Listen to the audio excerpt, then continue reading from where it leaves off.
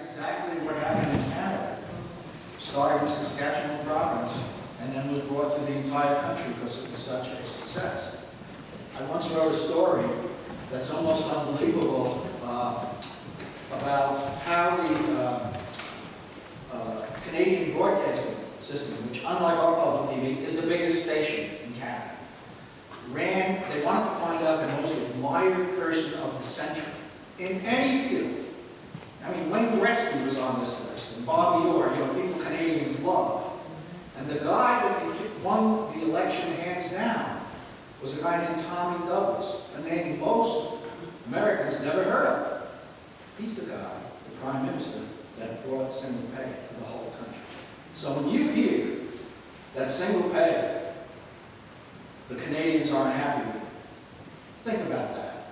Ask a Canadian if they're happy with it, and you'll find the truth. They're very happy with their health care system. Bob once told me that in his union, some of the workers are over the border, and when they have to negotiate a contract, it's a problem. Because the Canadian workers, they don't want health care touched. They don't want different health care benefits negotiated. They want you to get them a raise. They don't want that. They got to do that. It's the American workers over there.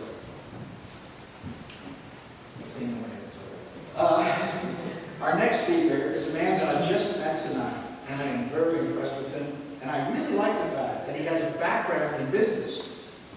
A lot of times people will say, "Oh, you're single payer people, you don't know what it is to run a business." Well, the next speaker knows what it is to run a business. He also knows what it is to deal in politics. He was in the Pennsylvania House of Representatives from 1993 to 2009. His name is Dave Steil. And I think you're going to be as impressed as I was. Dave?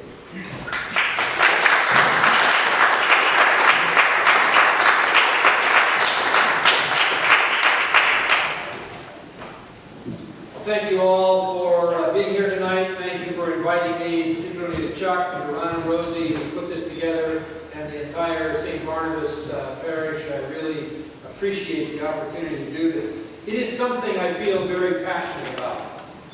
And because I'm standing up here, we have to be a little careful. As an ex-politician, I'm not sure if I'm speaking or preaching, but I will try to speak tonight. My wife often tells me that I begin to preach, and she said that's Paul speaks, so I'll try not to do that. I had a personal journey that came to this health care issue. I worked for large companies in upper management positions in distribution and manufacturing for a lot of years.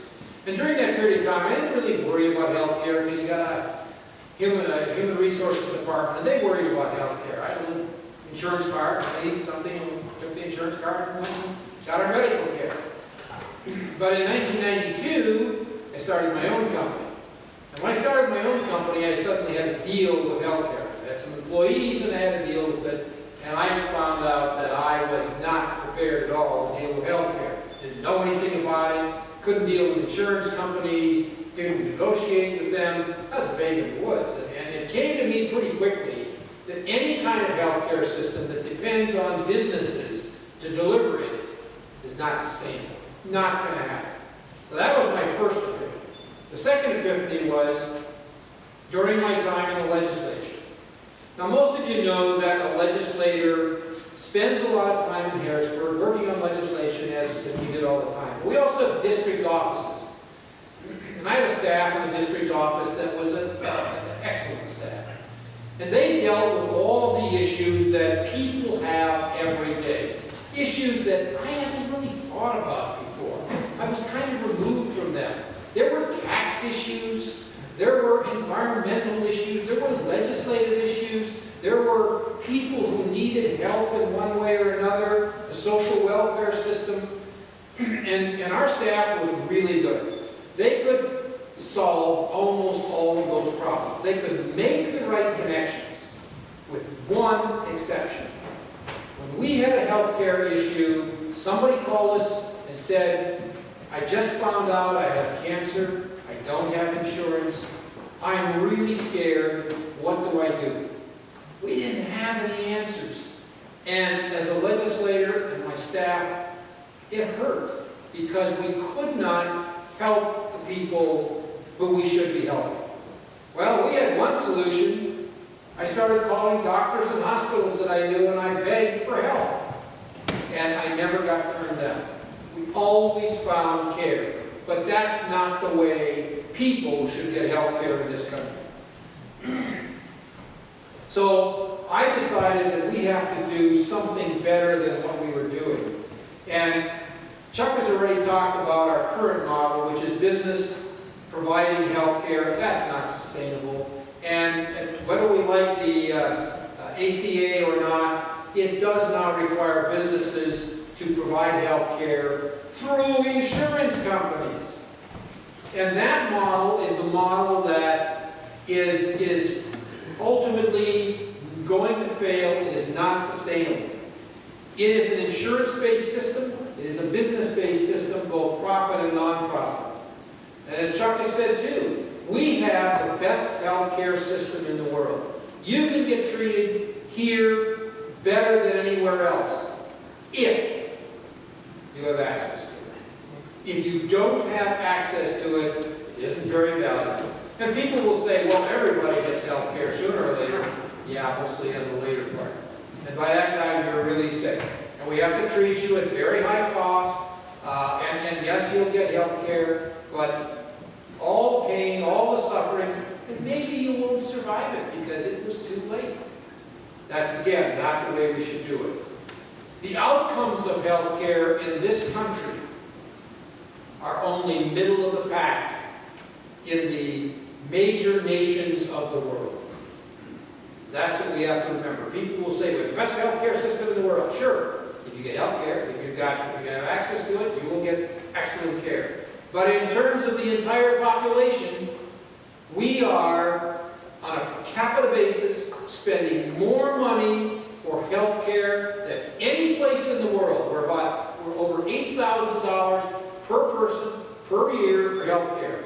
Finland is the next country, and they're just over $5,000 per year per person. Now we have to ask ourselves, why is that so high? And yet our outcomes, the number of people who actually survive major illnesses, pick one, doesn't make any difference. We're only in the middle of the pack. Other nations in this world do far better. We're not there. So I had to come to the point that I had to ask myself, okay, this is our present healthcare system. It's not good. It doesn't help people. It doesn't carry out responsibilities that I believe we as leaders need to exhibit. So then I had to ask myself, okay, I'm a legislator. Why does government exist? Well, there's only one answer for me. Government exists to do for us what we cannot do for ourselves. Plain and simple. And because of that, I came to the conclusion that our education system is a government-provided system. We all think that's pretty good. Our infrastructure is a government-provided system. Our public service is a government-provided system. That's pretty good. So where did healthcare fall off the map here? And I'll say it a couple of times through this. I hear it all the time. I don't want government running my healthcare. It's a socialized medicine. Well, is our education system then socialized? Well, of course it is. Is that bad necessarily? No. And maybe it'll surprise you that as a Republican I keep saying that, but this is nonsense. What are the basic principles of what we're trying to deliver? And I'm going to be really clear about it. The system we're talking about, single payer, we are talking about a state of Pennsylvania administered and managed healthcare system. No doubt about that, no question about that. That's what we are proposing. What are the basic principles of that? Number one, and I think the most important thing, is that it must be universal. Every single person in Pennsylvania needs to be covered. Every single person. As Chuck has already said, it is a privately delivered, publicly funded system. Privately delivered simply means that health care should be between you and your doctor. Government should not be involved. Insurance companies should not be involved. They have no business between you and your doctor when it comes to a healthcare decision. It should be a free market system, but at a different level. People will say, well, we have a free market healthcare system now. You can choose any insurance company you want. The choice should be what doctor you provide, what doctor and what hospital you choose. That's where the free choice should be. That's where the free market should be. We need to target the cost of healthcare. And my biggest problem with the Affordable Care Act is it didn't do anything to drive down the cost of healthcare. And we all know, as a business owner, and if I'm sure some of you are business owners, you know what you're paying for healthcare. I know what I'm paying, and I know what it's doing every single year. It's going up and up and up. In our local Chamber of Commerce, we had people this year whose premiums went up 18%. Not sustainable. Well, we can drive down the cost of healthcare through things like bulk purchasing, medical malpractice, because if everybody's covered, medical malpractice, the cost of medical malpractice insurance goes way down. Healthcare is already covered. You don't have to argue about it. You don't have to litigate it. Doctors don't have to practice defensive medicine when everybody's covered because the system is there. We have to remove the insurance industry from healthcare, period. Why?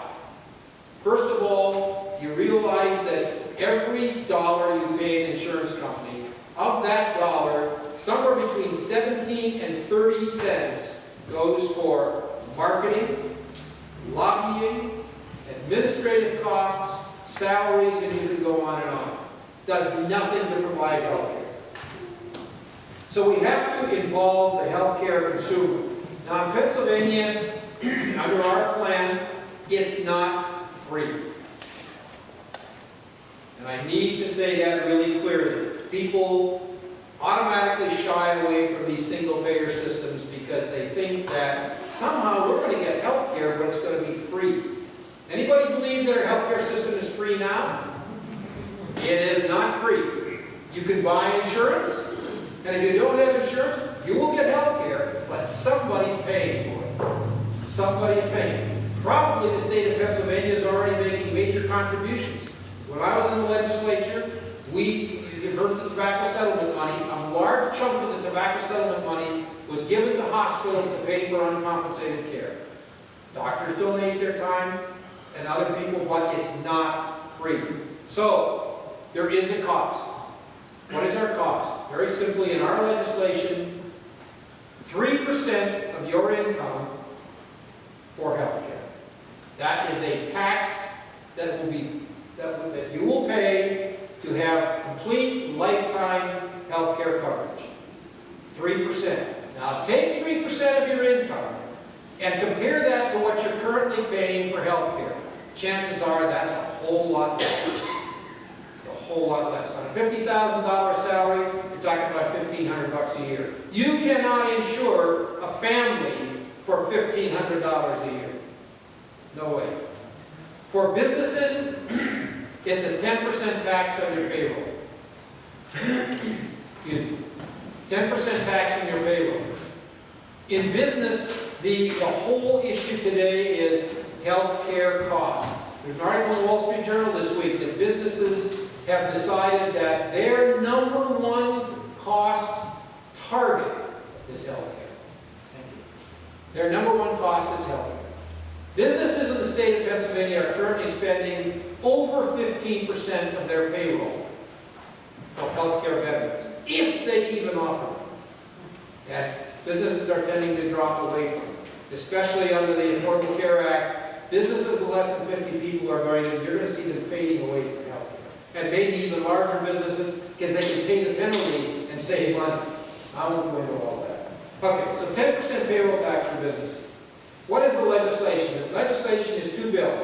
House Bill 2551, and by the way, there's some brochures out there that say House Bill 1660, but in this session, it was 2551. And that bill, as all of you know, legislation dies at the end of November. In the next session, it will probably have a different number, but it'll still be the same basic text. In the Senate, it's Senate Bill 400. Three basic items in that. First of all, there's a Pennsylvania Healthcare Board. The Healthcare Board sets the policy and sets the reimbursement for medical practitioners. Those are its two major functions. But it decides the policy for healthcare in Pennsylvania. Secondly is the Pennsylvania Healthcare Agency. The agency actually administers the healthcare system in the state. You could say that the healthcare agency is equivalent to what an insurance company does today. They receive the claims from the doctor, they make sure that the claims are proper, and then they pay them. It's that simple. That's what the agency does. And thirdly, it's the healthcare plan itself. Essentially, under our plan, full doctor coverage, full hospital coverage, full dental coverage, and full vision coverage.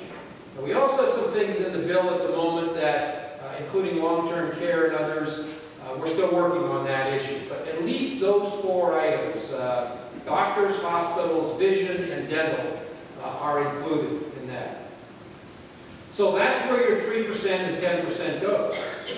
There's a huge value to employers here, and I'm sure there's a few other employers here where you work for businesses and you understand that. There are a lot of savings to businesses that one does not think about. Sure, the cost of healthcare benefits immediately goes away. But what about all of the other things that a business does that have costs, that have healthcare components? The biggest one, workers' compensation coverage. Workers' compensation coverage is a huge cost for benefit for businesses. But if you don't have to worry about health care anymore because health care is already paid for, the cost of workers' compensation goes away. Vehicle insurance. Think what happens to vehicle insurance when there is no longer a health care component to it, because everybody's covered. You don't have to have medical benefits included in the cost of automobile insurance or vehicle insurance. Liability insurance. When you buy a liability insurance policy on your residence, or a business buys a general liability policy, what's the number one component of that cost? Medical costs. And that goes away because everybody's already covered. Another one that we tend to not think about is many businesses, and this applies more to larger businesses, they have huge legacy costs for retiree health care coverage. It is a major expense for businesses. And some of them are having trouble dealing with it. You know what happened to the automobile companies? A lot of that was retiree health care coverage. Well, if you have a state-run health care system, you don't have to worry about that anymore because every retiree now has it. So, in other words, the coverage for businesses and the cost for businesses are seriously impacted by this legislation. What are our challenges? In the last few minutes here, let me just cover what our challenges are. First of all, I'm sure there are some of you who are saying this is a big government solution. And it is a big government solution. But I've already told why I believe that that's necessary. Because it is a responsibility of government. It is something we cannot do for ourselves. But let's also look at what the real world is today. The real world is that government is already providing nearly 50% of all health care coverage in this country. Medicare, Medicaid, federal employees, and the military. You put all of that together, that's nearly 50% of health care coverage. And we think that those are bad health care systems? Anybody complaining about that? Some of my Republican colleagues talk about big government solutions, and I say, well, when you get to 65, then I suppose you're not going to take Medicare because you don't want a big government solution, right? Well, no, I'm not going to do that. I paid for that. Well, of course you do. So countering that kind of belief is really a problem.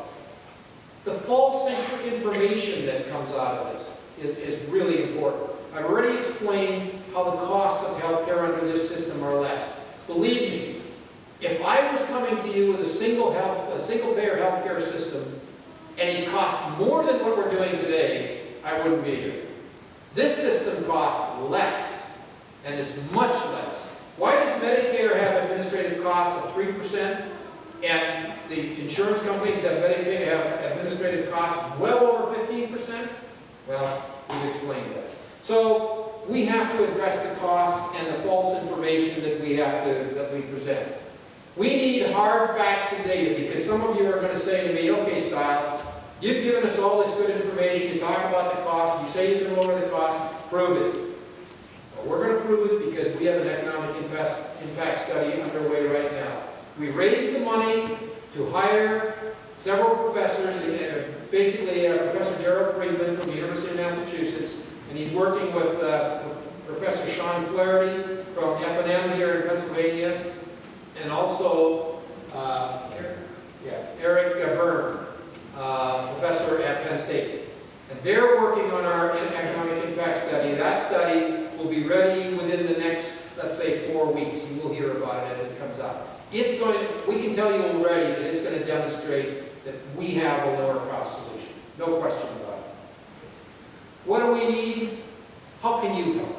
You can do a couple of things. One, network for us. We need more forums like this. The legislature is never going to pass this legislation unless you say to them, we want this done. I was a legislator for 16 years. I never got anything done on my own. It always was because the people supported me. The people said, we want this done. They went to their legislators and said, we want this done. And so it's crucial that that happen. Networking. Give us the opportunities to do this. Outreach. We have a band of volunteers now who are working throughout the state to help us put together newsletters, forums, newspaper contacts at editorial boards, that sort of thing. We need more people to help us. Fundraising. We need fundraising. We can't do this without our aim is to eventually hire a executive director and be able to pay for all of that. So I leave you with one word. Believe. Believe that this will happen. Thank you very much.